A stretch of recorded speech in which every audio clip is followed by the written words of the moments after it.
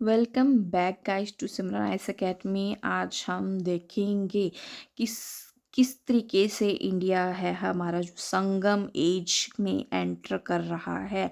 वैसे तो मैं आपको बताऊं कि संगम एज एक बहुत बड़ी तक एज चली है आपकी जो साउथ इंडिया की चली है। जैसे कि आपने मेरा टाइमलाइन में देखा होगा कि संगम एज के टाइम पीरियड पे आपका चोला चेरा पांड्यास आ चुके थे।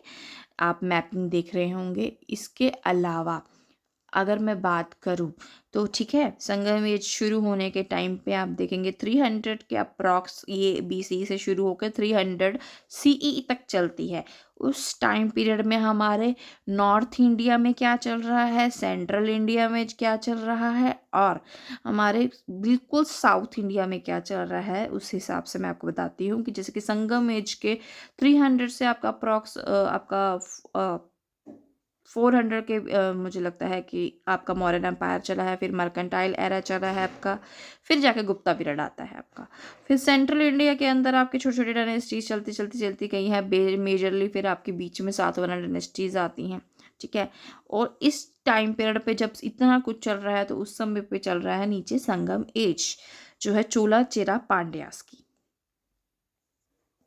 जैसे कि आप देखेंगे संगम एज का टाइम पीरियड 3rd बीसी से आपका 3rd एडी तक का है। ये साउथ इंडिया के अंदर रहा है आपका रिवर कृष्णा और तुंगभद्रा के बीच के एरिया के अंदर। इन्होंने फ्लरिश किया अपना royal patronage under Pandya Kings of Madurai.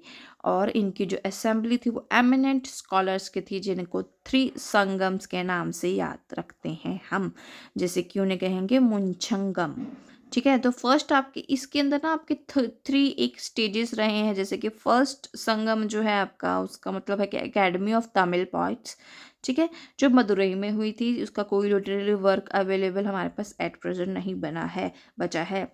और दूसरे है आपकी सेकंड संगम जहाँ आपकी कपदपुरम में हुई थी, जहाँ पे सिर्फ टोलकापियम है जो एट प्रेजेंट हम सरवाइव रहा है और आपको ये याद रखना है। थर्ड संगम आपका है जो मदुरई के अंदर हुआ था अगेन। ठीक है। और इसके कुछ फ्यू लिटरेली तमिल वर्क जो है इस समय भी सरवाइव कर चुके हैं। संगम लिटरेचर की बात करें तो टोलका पियम, एतुगई, पत्तू पत्तू, पतिना कोई कालकू, टू एपिक्स जो है शिलापथिकरण और मणिमेगलई जो है बेसिकली आपको संगम एज से आपको पता होना चाहिए याद रखने के लिए। सबसे ज़्यादा इम्पॉर्टेंट जो है किंग ऑफ खरवेला मेंशन करते हैं कि तमिल किंग्स के बारे में इन हाथी गुम्फा इंस्क्रिप्शन। ये प्री स्पेसिफिकली आपको ऐसे याद रखना होगा।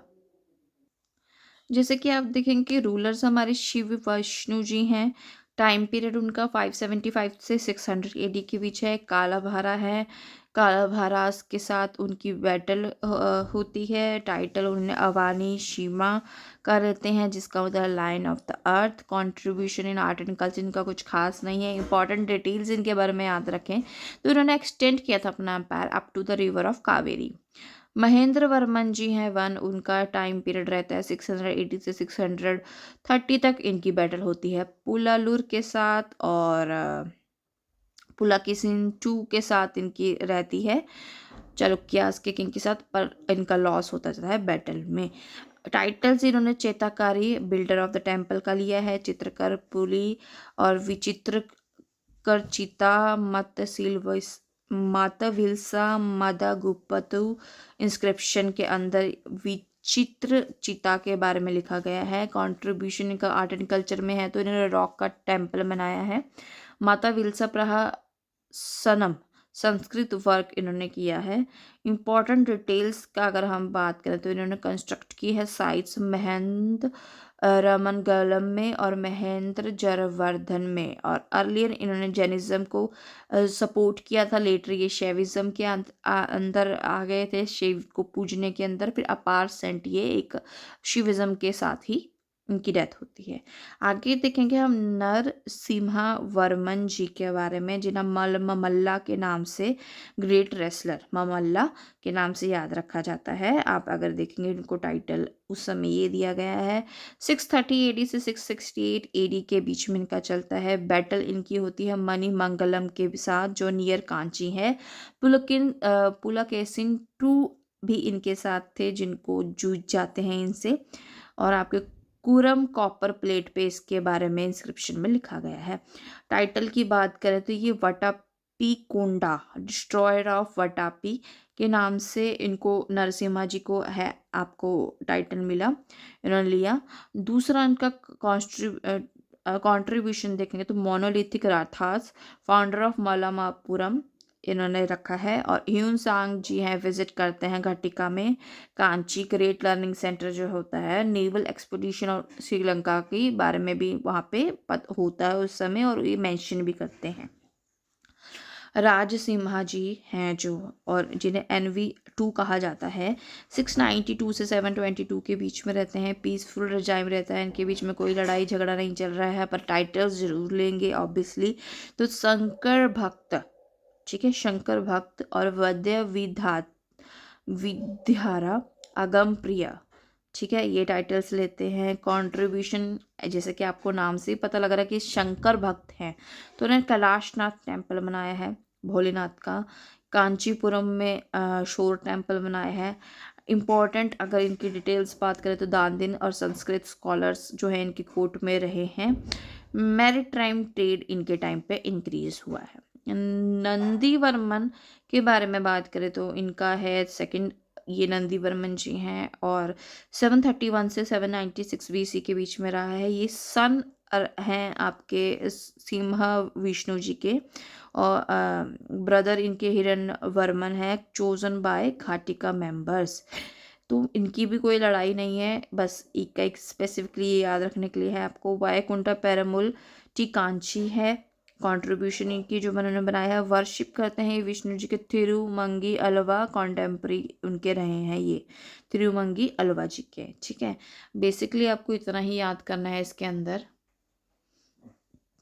पल्लवास के अंदर आप देखें कि मोनार्क सिस्टम चल रहा है। एडमिनिस्ट्रेशन के अंदर मिनिस्टर्स को अमात्यास कहा जा रहा है। बेसिस जो इसका है वो है आपकी यूनिट, जैसे कि आपके अगर यूनिट बेसिस पे देखें तो राष्ट्र मंडलम्स है जो बड़ी यूनिट होती है, उसके आगे सब डिवीजन जैसे कि मैंने आपको बताया डिवीजन करती है मंडल की, तो उसे विश्यास या कोटम कहा गया है। उससे बड़े विलेजेस को नाडू कहा गया है, जो विलेज से बड़े हैं।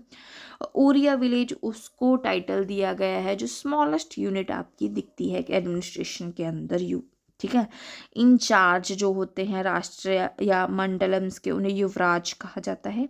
गवर्नर हैं ये आपके।